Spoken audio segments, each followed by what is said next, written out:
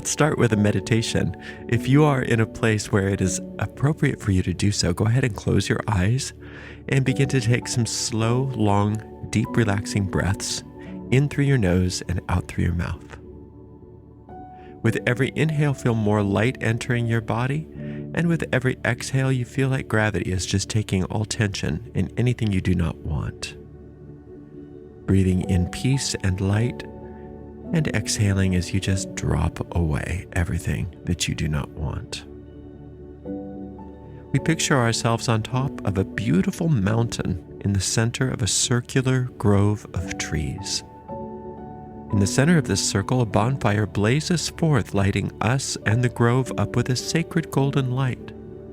We recognize that this is the light of perfect love and perfect trust, and it burns away easily everything that is not like itself. Into this sacred space, we invoke the presence of our Creator. To many of us, our Creator reveals itself as a god and goddess. We also invoke and invite into this space the presence of our teachers and angels. We ask that we be guided and led as we walk upon the way, that we become happier and more peaceful, more loving, more healthy, and more prosperous people. Thank you very much. Together we say, blessed be.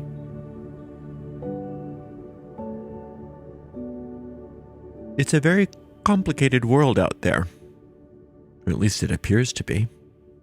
There's all kinds of problems. There's all kinds of issues. The complicated nature of this world reveals itself in all kinds of things. For instance, even in our spiritual path, even in the craft, you look online and there are so many complicated ways of handling problems. This herb and that incense, this meditation, that deity, this angel, that color. And the complexities of this world and of our problems and of the apparent solutions to those problems are very illusory. There are not a lot of problems. There's one problem. Only one problem and only one solution. And we can start to recognize what the problem and the solution is when we look to our emotions. We believe that we have a complex array of emotions. In reality, we only have one, but two present themselves. Emotion that is peaceful and relaxed is the primary emotion. That's the real emotion, and that is called love. And there may be all kinds of emotions that seem to come out of that. Joy, happiness. But if it's a peaceful emotion, you know it is love. And you know it's peaceful if you can experience it and relax your body at the same time. If you can have a relaxed body in the presence of an emotion, then you know that that emotion is based on love, which is the true emotion, the real emotion, the one emotion. Now, there's another emotion that we experience quite a lot in this world, and that emotion is based on tension. So if we have a tense emotion, we are dealing with that other emotion, which ultimately is not even real. Ultimately, it's not even really there, but it sure appears to be. It seems to be. And that emotion we usually call fear, but some people call it hatred. There's all kinds of emotions. There's envy, there's anger, but they all are under that general umbrella of fear, or tension. If you don't want to call it fear, just call it tension. So within those two emotions, there seem to be many, but there's really only two. And like I said, there's really only one, because you can relax tension. You can relax tension, and underneath that tension, the original primary emotion of love is always present and always available. But you can't relax out of relaxation. You can't relax out of peace. If you keep relaxing, you'll just get more of an experience of peace. But if you keep relaxing in the presence of fear or tension, eventually that tension goes away. Eventually that fear dissolves. So you can see that the tense emotions are illusions ultimately, because you can transform them. They can be alchemically transformed through the process of relaxation. But in this world, there's really there always appears to be two. There always appears to be two emotions. And then from those two emotions, like I said, this world loves complexity. So you will have a complex array of emotion after emotion after emotion after emotion. Now, before we start getting into how those result in problems and solutions, let's look at how emotions act, the actions of emotions. In this world, every single emotion has a desire attached to it. You cannot have emotion without desire. It's impossible. With the emotion of love and the emotion of peace, there is the desire to connect, right? There is the desire to heal. There is the desire to relieve suffering and relieve pain and to give. Now, with those tense emotions, there's usually the desire to attack. There's the desire to take. There's the desire to destroy. There's the desire to punish, to cause pain. Since there are two primary emotions and then desires attached to those two emotions, it can start to seem very evident where our problems and our solutions come from. Because if you have the desire attached to a peaceful emotion, then that desire to heal, that desire to correct, is the solution to any problem. So the solution to any problem ultimately is love. But we all have to understand what that means in a practical sense, because otherwise it just becomes this silly platitude that has absolutely no power. Oh, love will heal the world. That doesn't mean much. But when you understand what love is, that love is the primary force of the universe out of which you are created, and which you can access simply by letting go of the tension that we all create in our bodies and our minds in order to protect ourselves from that love. Isn't that funny? How we defend ourselves against love by creating tension, intense emotions? That's because the ego is threatened by love, because the ego knows that it doesn't really exist, and then it pretends that it doesn't know that. So the ego is by definition insane. So our insanity is what causes us to concoct tension and the corresponding desires of that tension, of that fear, which is to attack, which is to destroy or defend or protect. We could call the fearful emotions and the tense emotions and their associated desires, we could call those lack of love. But it's not really a lack of love, because love can never be lacking, ultimately, because love is all that truly exists. We could call it a blocking or a shadowing or a suppression of love. And ultimately, that's what this world is. The world that we experience is the group mind suppressing love. You can see that that's true when you look out. Just watch a news program for maybe 10 minutes max, not even that. And you can see how there is a beeline from tense emotions and the desire to attack to all of those problems that you see on your television screen. And that the solution is very, very simple and very obvious. We think it's complicated, but it's not. It's very, very obvious, isn't it? That the solution to those problems is by relaxing the tension in the body and the mind, and allowing love to do its work.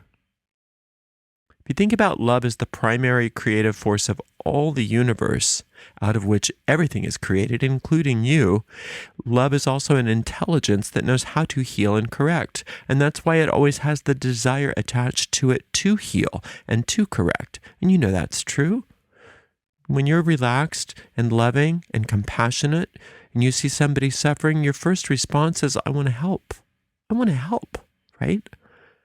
It's only when we have that desire to attack, when we have that tension, those tense emotions, that fearful emotion, that we have that desire to attack or defend or protect or whatever, that we are dissociated from our natural desire to heal pain, our natural desire to connect and to correct anything that is askew. So anytime that we are caught up in the tense emotions with their corresponding desire to attack, then we know that we are indulging in the insanity of our own ego mind. And it's just insane. That's all. What else could you call it? When there's perfection in the universe and you say, yeah, but I want to attack. That's just insanity, right? There is nothing but love and beauty in this world, but yeah, I want to destroy that. I want suffering. I want everybody around me to suffer. That's insanity. Now, a lot of times we don't want to look at the fact that we desire suffering because that's something they do. We don't do that. Everybody else does that. I don't do that. That's just a trick of your ego to dissociate from your own desire to attack, your own desire to cause pain. When you dissociate from that and you pretend like it's not there, it has free reign, doesn't it? It can do whatever it wants because you say it's not there.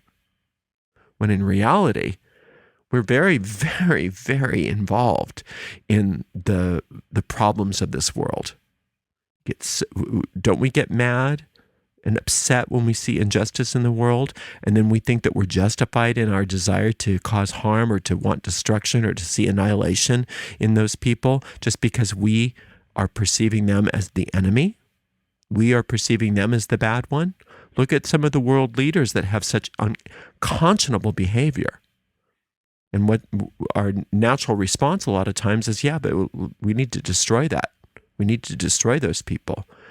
That goes counter to what we've discovered as the one solution to any problem, though. The one solution to any problem is not more hatred. It can't be. The one solution to any problem is a return to the loving center of who we are and seeing and extending the compassion toward whoever it is, even that person, especially that person, the one person in your mind maybe that doesn't deserve it. Let's look at why we get tense, why we indulge in this sort of magical warfare with ourselves and with each other. Nobody wakes up in the morning and says, I'm going to be a jerk today. It happens because we forget who we are and why we're here. We just lose track of who we are as loving spiritual beings. And when we get caught up in fear, we think that the only way we can get our needs met is by attacking, by causing pain. You know, if we knew better, we would do better. But we don't know better. That's what Jesus meant when he said, forgive them for they know not what they do.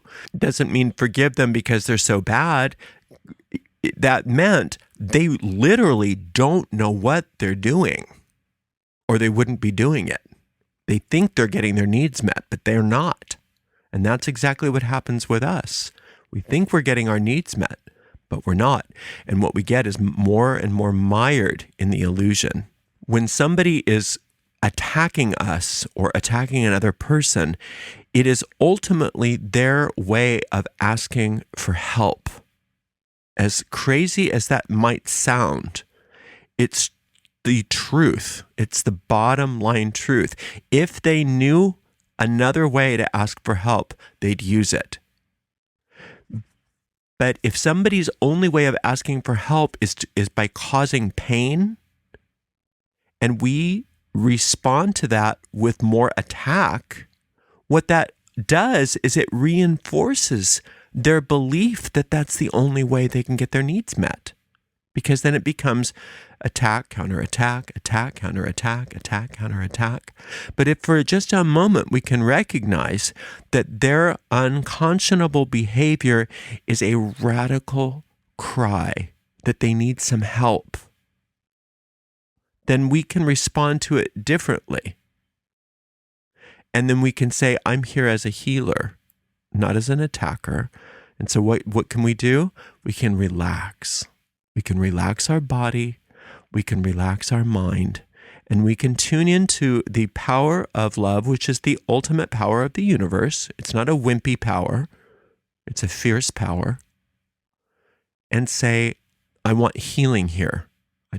And when we do that, even if it's some person that's far away that you've never met, maybe some world leader that's just seems to have just really awful behavior, seems to be the Antichrist or whatever. And we've decided that's what they are. You're making a choice to see them as a fellow child of infinite love who's really, really mired in their fear and doesn't know any other way to get their needs met other than what they're doing, other than the destructive behavior that they are exhibiting. And we choose to see them differently. We choose to see them as what that is that baby that's crying out for help and doesn't know what else to do, flailing about.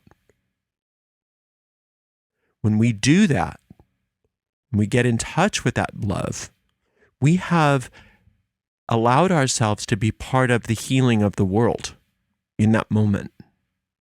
In that moment, we have done more to heal the world than any politician can do, than any act of Congress could ever perform.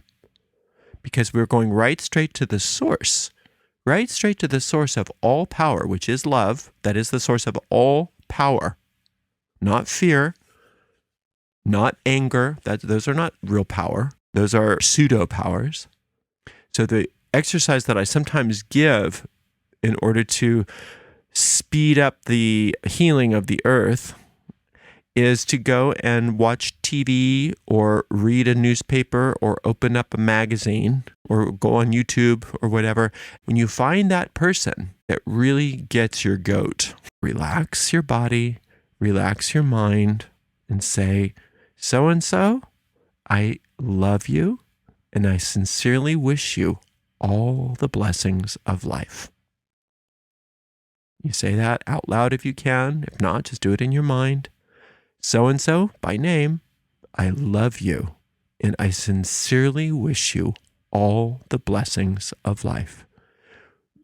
No qualifiers there. If you change your ways, I really want you to be happy. No. No, we are going to let love take care of the healing. We're not going to change things according to our will, our personal will. We're simply going to be there to be the conduit through which love can heal. And then once you do that with one person, maybe try another one.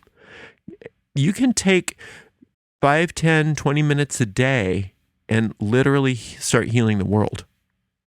Not by finding every person that needs love, but by finding the people who so-called trigger you.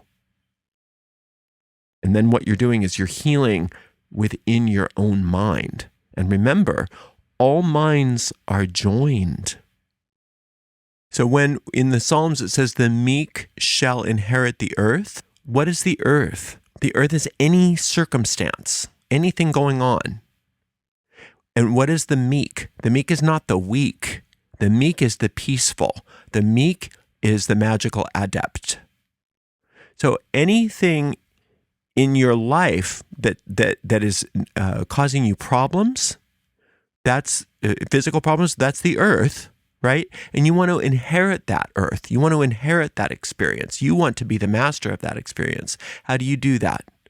By relaxing your body, relaxing your mind, and looking through the lens of love. So-and-so, I love you, and I sincerely wish you all the blessings of life. And so that is how you can inherit any chunk of the earth that you find yourself in. If there is a judgment against somebody, if there is tension against somebody, It's simply an opportunity for you to roll up your sleeves and get busy. And just get busy inheriting the earth right here, right now. Not because some savior up in the sky one day is going to come down and say, oh, you've been so good, you can inherit the earth. It's something that you do in the moment in order to create massive change, not only in your personal life, but globally. So it's very easy to feel powerless, isn't it? Very easy to feel powerless, looking out at the world and saying, oh, it's so complicated. There's so many complicated problems and I am so powerless over it. Well, the ego loves for you to think that. But that's not the truth. The truth is that it's not complicated. It's very simple. It's either relaxed or tense. You either have the desire to heal or the desire to attack. And that's up to you.